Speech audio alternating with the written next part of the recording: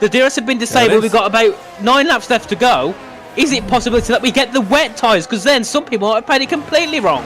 I don't know at this point. I really don't. I think Jarno might have been held up ever so slightly in the pit lane because now he's a second off the back of Jack West, who's off like a shot at the lead, at the net leader of the Grand Prix. Joseph Loke in P3 at the moment, a net P3. Of course, we're just going to wait for Soriano, Clay, and Pookie to all come into the pit lane. Jed Norgrove has also come into the pit lane for a set of the wet compound of tyres.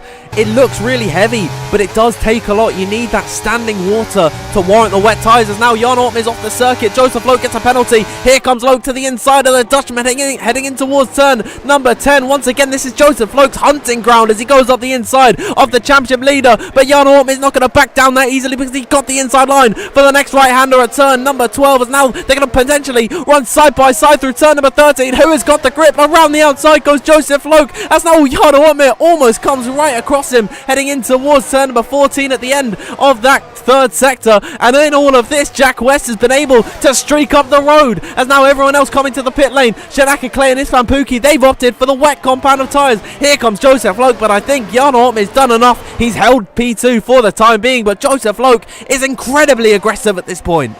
Move up to P4 and maybe as well, even Valentine Brevet can get a position move up as well because of Joseph's penalties. We head into turn 1 and no, Joseph's still not close enough, but you can see he's got a little bit more pace, I think, than Jarno in these corners, and it just seems Jarno's got more of a dry setup compared to these on the wet setups.